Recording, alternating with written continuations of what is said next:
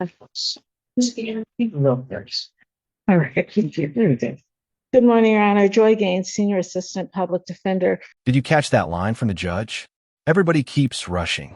That's where they end up incarcerated. That's courtroom code for slow down and stop making emotional decisions. The defendant is pushing ahead even though discovery isn't complete, and that can seriously backfire late. With Mr. Cope on cases 53, 1077, and 1336. Mr. Cope is present in the courtroom. Good morning, Your Honor. Marcia Kracher, Cope in file ending 1711. 1530. And what are we doing? We requested some additional discovery in this matter. I know that Ms. is working on it, and we are asking for a brief moment. In my two matters, I initially thought my client would be asking for an adjournment in my two matters, Your Honor, but he has requested to proceed to exam. I've explained to him that there are some media information that I'm aware of that I have not yet received. I explained to him that if we do set this for exam, that if I don't have that media, the exam would not be adjourned. He understood that and still wishes to proceed to examine my two cases. Is that correct, sir? Yes, sir. And you have 1530, 1711. That's correct, Your Honor. And on the other matters, we're adjourning those? Yes, yeah. All right. The other two matters, how much time did you need? 28th work for you? That would be fine. Or we could, or a sooner date, either way. Sooner. The sooner date would be fine. Everybody keeps rushing. That's where they end up incarcerated. I'll set it. You want 2 weeks out? 21st. Thank you. May 21st, 2026. 9 a.m. On the other matters, you're no longer requesting on 1530 and on 1711, you're no longer requesting the adjournment, correct? And discovery is not complete. Is that a correct statement, Ms. Kracher? That is, Your Honor. I do not have some media. That is correct. And so you do understand that that won't be the basis for an adjournment. This moment just got extremely tense.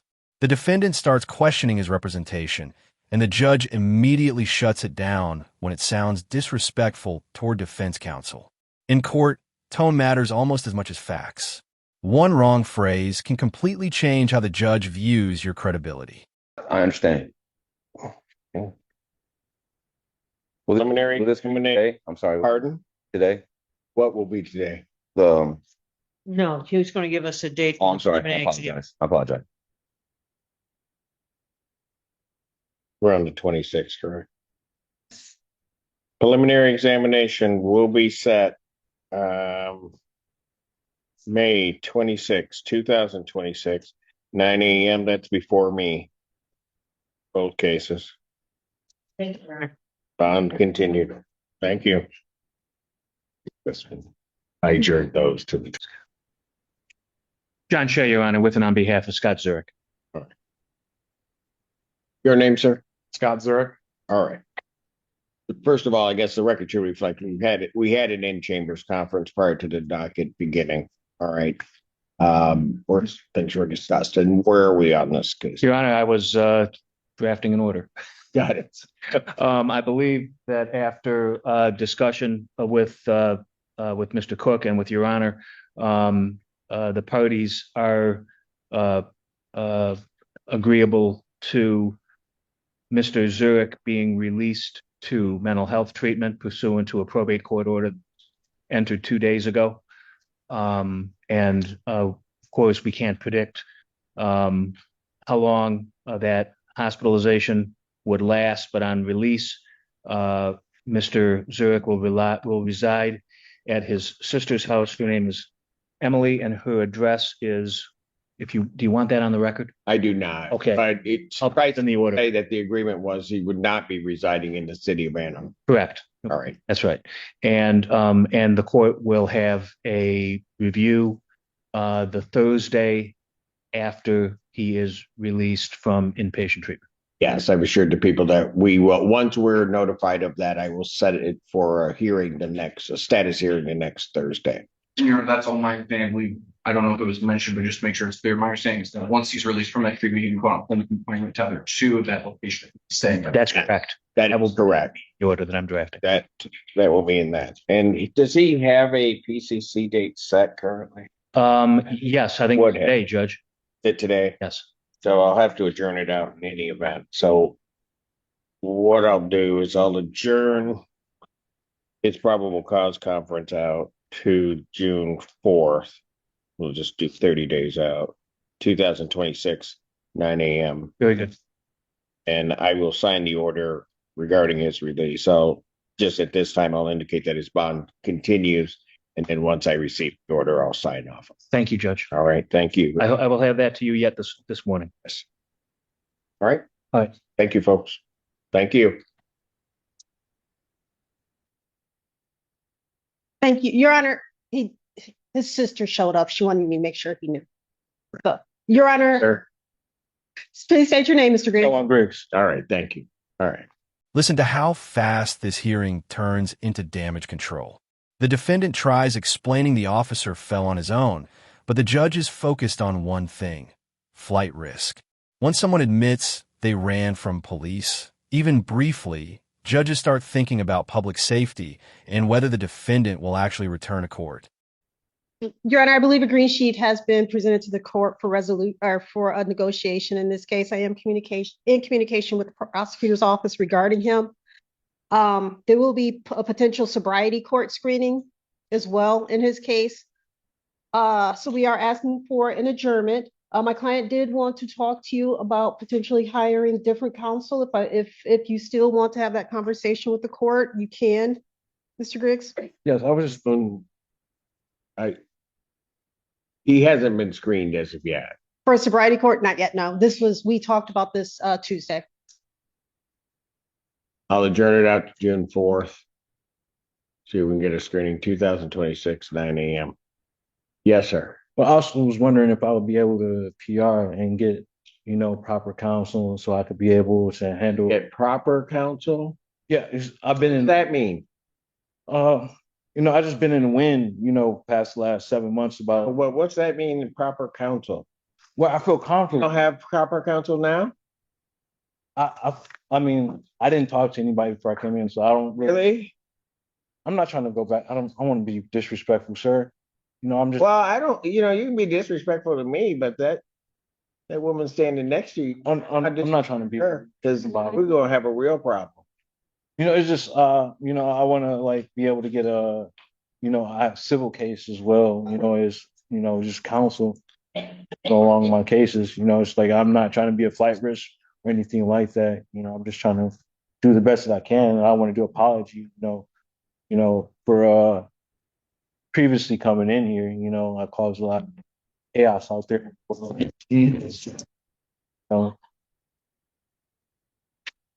So what are you asking me to do? If I could possibly just get a, PR so I could take care of other things. My client has a warrant. Oh, he wants you to speak for him now? No, I mean, I don't know. He said he was going to get a real attorney. Your Honor, so to help Mr. Griggs out here, Oh, at the beginning, he is under the impression that our office is the one that deemed him incompetent. So his issue was more with the public defender's office than with me, at least the last time we spoke. That's when we spoke on that day. I tried to explain that situation and circumstance to him and how it works. And I let him know that if he did want to seek outside counsel, that is, of course, his right to do so.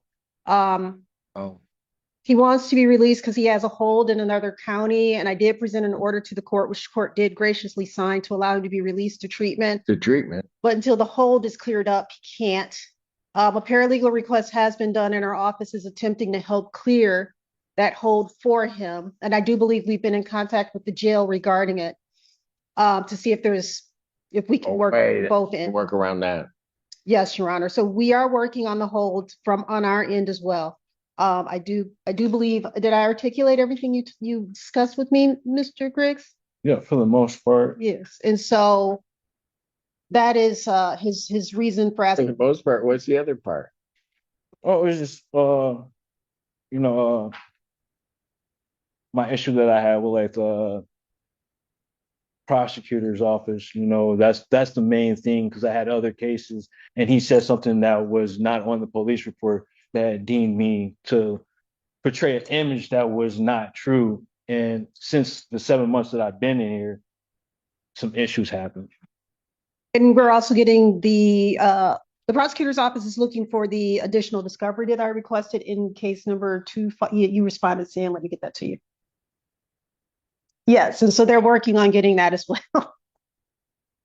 Okay. Any response from the people? I'm sure you do. Your Honor, I would object to any change in bond. These are both R&O cases, one in 2024, one in 2025. The incident in 2024, one of the officers' shoulder was dislocated. My client just outran the officers and the officer tripped. So he didn't attack. He wants to be clear that he didn't attack the officer. That's the thing for him, Your Honor. He wants the court to actually physically attack. Yeah, I mean, I'm not a violent person. I'm a pacifist at heart. It's like I do diligently try to be the best person I can be. But like I said, there was other things that happened before me coming into court where I was poked out as well for the second cases of R&Os. So let me get this right. You outran the officer fell. And I stopped because he fell. And it's like, dude, it's like Stopped and went to help him. I stopped, then the other officers tackled me. Then I ended up going to the hospital because More than one. Huh? There were a whole bunch of officers following you? It was 3 officers. 3? I really, you Okay. gotta, All right. when you make these, Anything else? if this on the record, it's recorded. So I'll wait for talk the about the cases. I'm officers to sorry. testify about. Yeah, yeah. I have concerns about flight risk and ability to remain law abiding while out. Jew. Motion for bond reduction is denied. Bond will continue. Thank you. Talk to you about it, okay? 7 on behalf of Mr. Cottingham. Just approaching my right, sir. Could you state your name for the record? Timothy Cottingham. Thank you. Date and time set for PCC, Your Honor. We are No, go ahead. requesting that preliminary exam be set for the 4th. I do understand generally this court states we have an issue. Hey, don't give out the dates.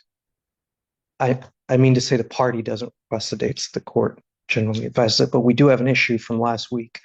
The people turned over 200 pages of medical records with some redactions. The issue is there isn't a privilege log attached to those redactions. Really, I have 3 parts that are problematic. One is a redaction of an MRN, so I can't tell the complaining witness's medical records or if there's additional medical records available with regard to that one specific medical provider. The other 2 parts I do take issue with are the people essentially pick and choose what diagnoses are irrelevant and redacted certain diagnoses from different timelines. The last portion is certain medications that were redacted. The what? Certain medications were redacted in those 200 pages. The issue is I can't tell right now. Based on that, I'm moving that this court strike those redactions and give defense the. How am I going to strike redactions on medical records that I haven't seen them? I mean, how would I even begin doing that? Your Honor, we could file a motion and subsequent brief in support as it relates to those records if the court wants to review all 200 records. Well, I don't know how I would you explain to me how I would grant your relief without seeing the medical records or without specifics as to what you're saying should not be redacted. It's a confrontation clause, and I think there's a progeny of case law both in Michigan, no fault, and I understand this is a criminal case, but the standard comes from United States v. Ray, as well as there's another case. I understand the standard. How am I going to do it? The court could issue an order striking the redactions from the people's discovery that was produced last week. Wouldn't that be reckless on my part? Because there may be things that are properly redacted. And if I just give a blanket striking of it, that'd be reckless on my part, wouldn't it? I don't believe it would. The people have turned over the address, the date of birth, specific medication information, but now we're at a point where they're picking and choosing both medications. I don't know that. That's what you represented to me. And then you represented it to me, and now you want me just to strike all of the redactions where some of the redactions may be proper. But I still get to the bottom line. I don't know. How would I know without seeing? Your Honor, we'll file a motion, attach those records as an exhibit, and leave it for discretion beyond that. Response.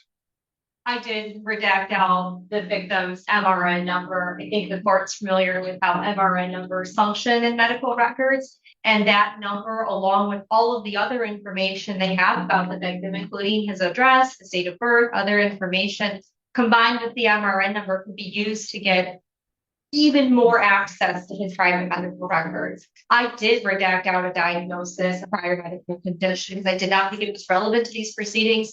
And the victim does not give up all of his rights to medical privacy just because he's been the victim of a crime. And I did redact out a medication, Your Honor. I'm happy to provide the unredacted records to only the court for in-camera review, so we can sort of see if the court agrees that these redactions were appropriate.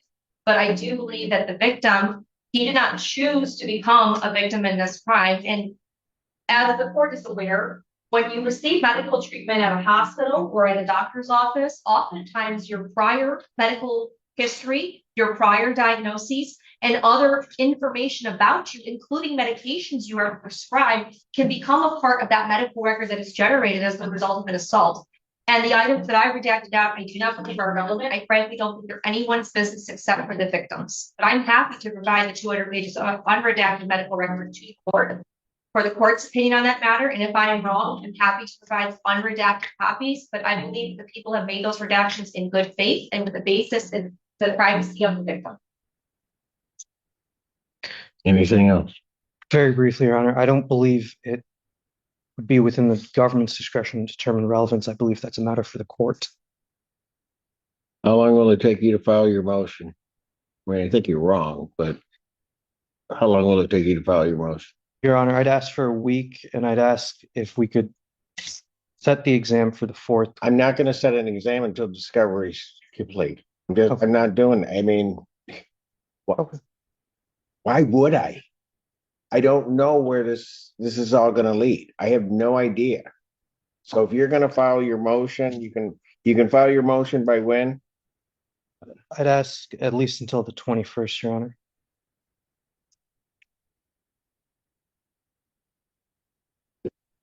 And the people will file their response. Can you file that within a week with a copy of the medical records by the 28th? Or how do you want to do this? I can file a response to the motion by the 29th if the court would allow that following Friday. That's fine. Thursdays tend to be a little bit of a busy day for me, Your Honor. Think? They do, yeah. And I can file it by the. I don't know. Thursdays are rather relaxing. I know. All right.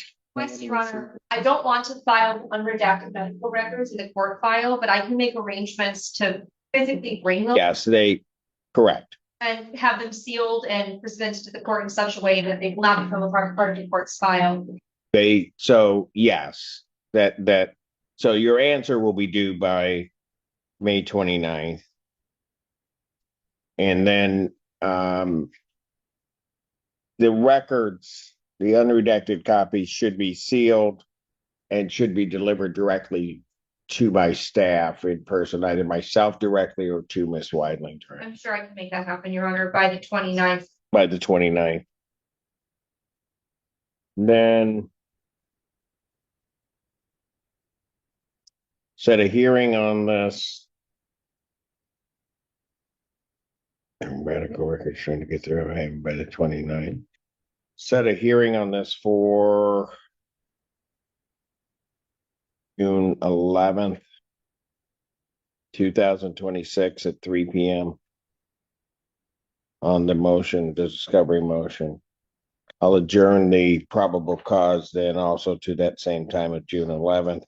Once we get this issue resolved, then I'll be more than happy to set the exam. Thank you, Robert. Thank you, Your Honor. Bond will continue.